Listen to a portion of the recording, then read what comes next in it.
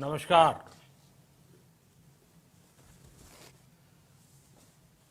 Corona वैश्विक महामारी के खिलाफ लड़ते लड़ते अब हम अनलॉक 2 में प्रवेश कर रहे हैं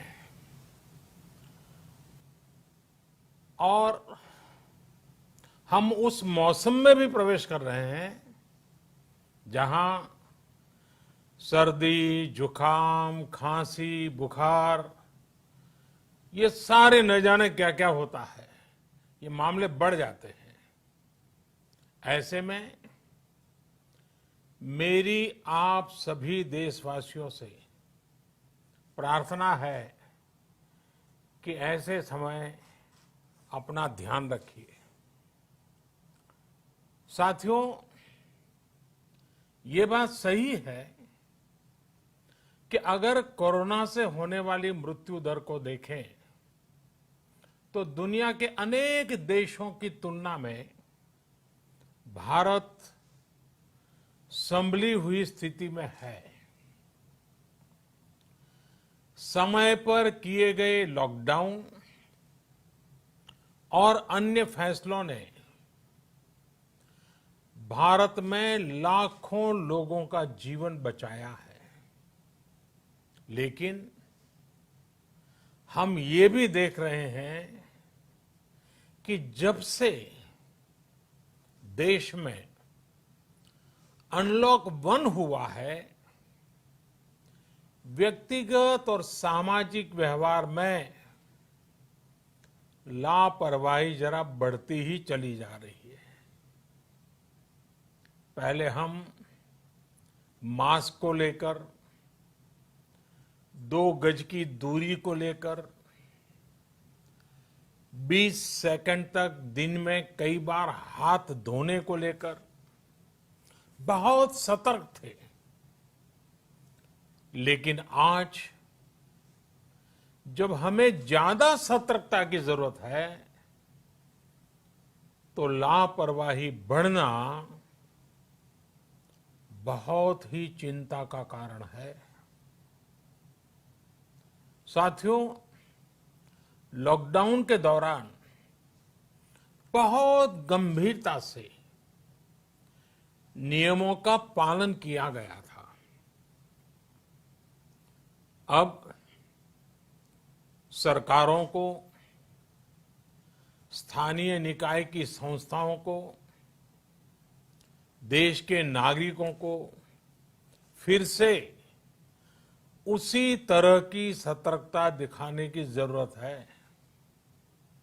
विशेषकर कंटेनमेंट जोन्स, उस पर तो हमें बहुत ध्यान देना होगा। जो भी लोग नियमों का पालन नहीं कर रहे हैं, हमें उन्हें टोकना होगा, रोकना होगा और समझाना भी होगा। अभी आपने खबरों में देखा होगा, एक देश के प्रधानमंत्री पर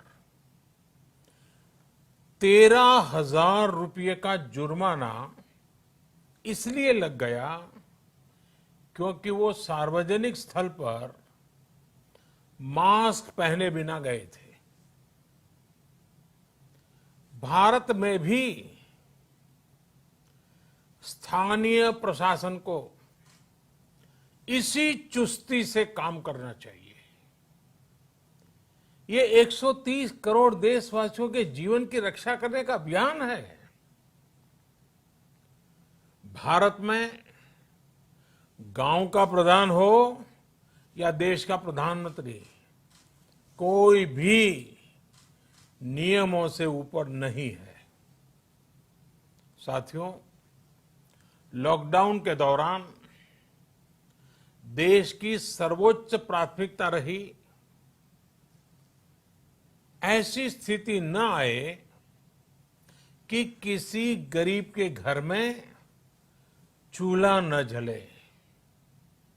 केंद्र सरकार हो, राज्य सरकारें हो, सिविल सोसाइटी के लोग हों, सभी ने पूरा प्रयास किया कि इतने बड़े देश में हमारा कोई गरीब भाई बहन भूखा न सोए।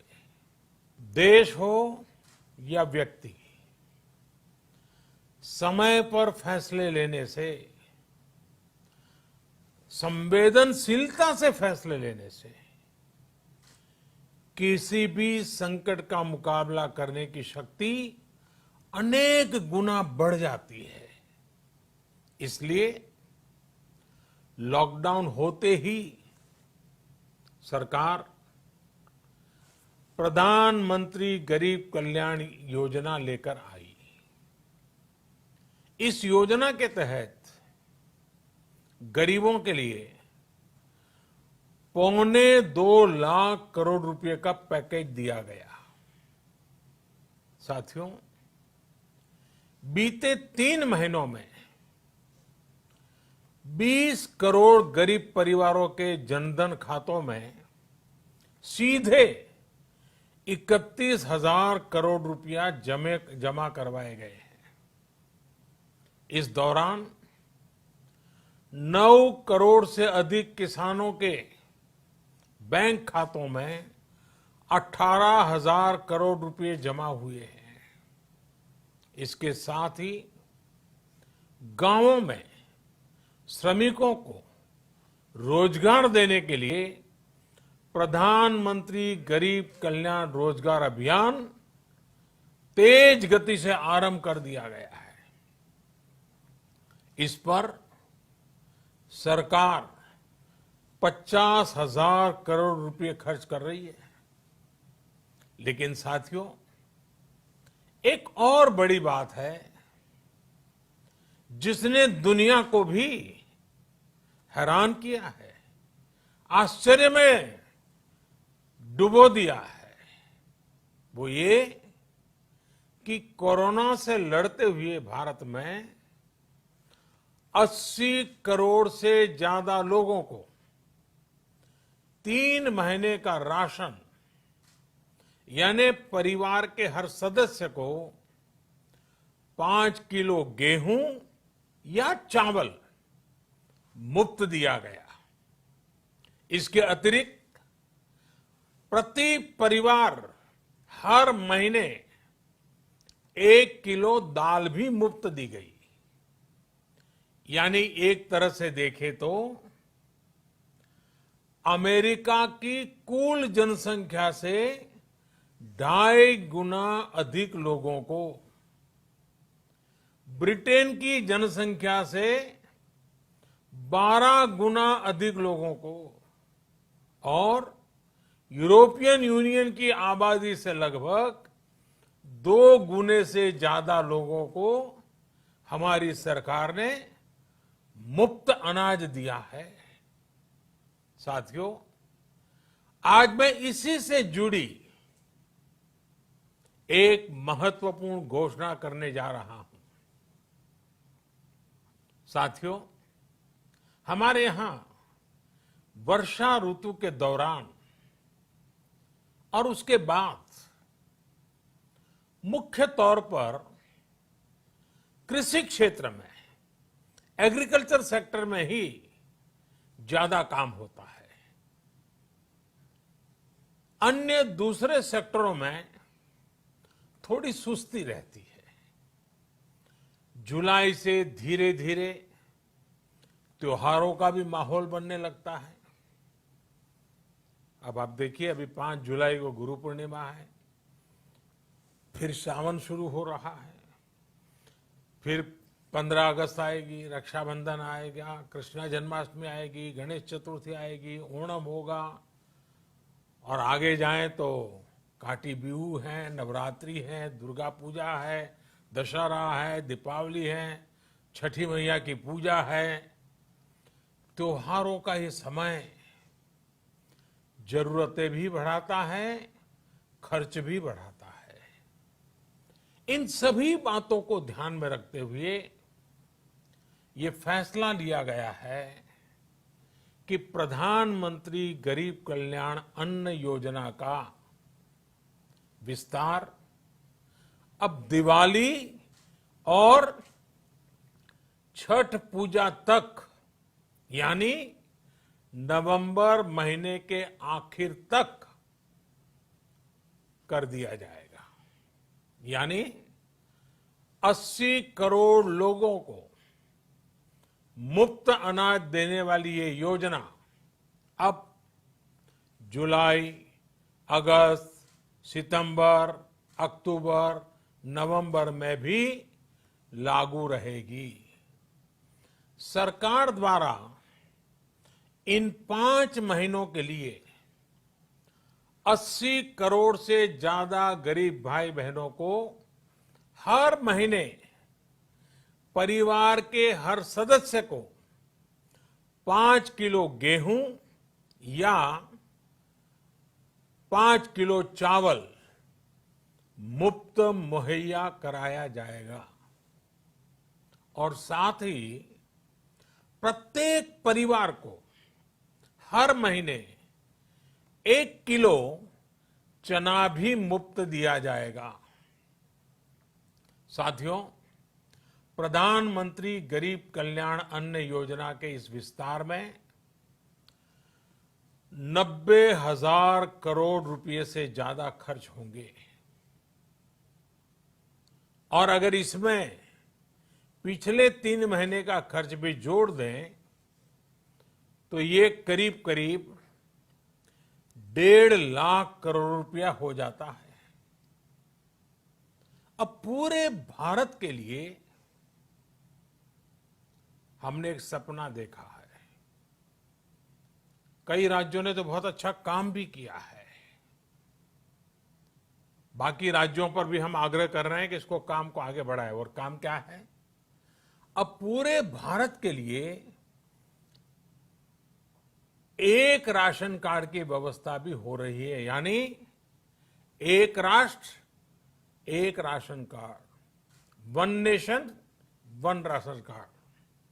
इसका सबसे बड़ा लाभ उन गरीब साथियों को मिलेगा जो रोजगार या दूसरी आवश्यकताओं के लिए अपना गांव छोड़ करके कहीं और जाते हैं, किसी और राज्य में जाते हैं।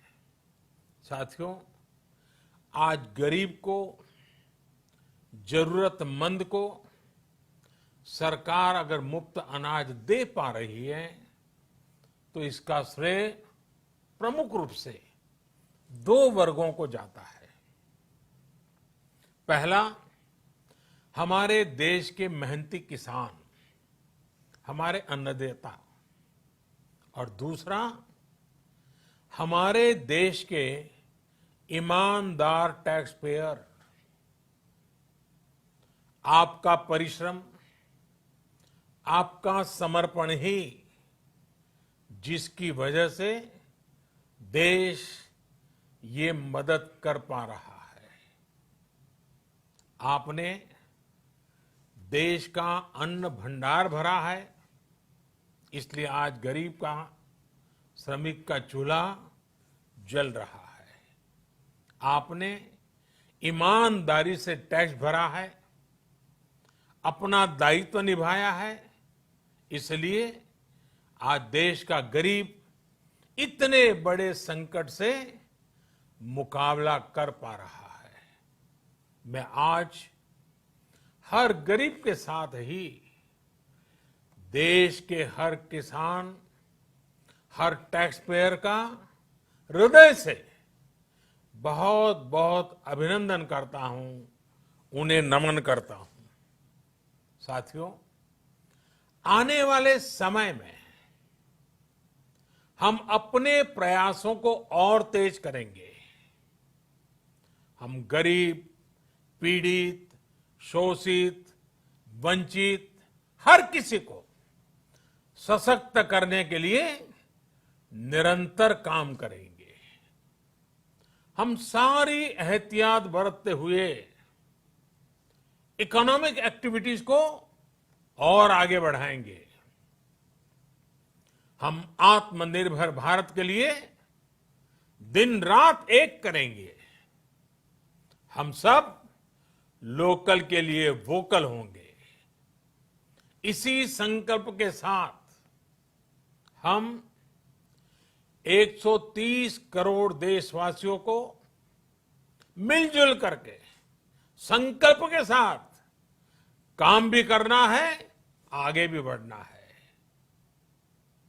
फिर से एक बार मैं आप सबसे प्रार्थना करता हूं, आपके लिए भी प्रार्थना करता हूं, आपसे आग्रह भी करता हूं, आप सभी स्वस्थ रहिए, 2 गज की दूरी का पालन करते रहिए,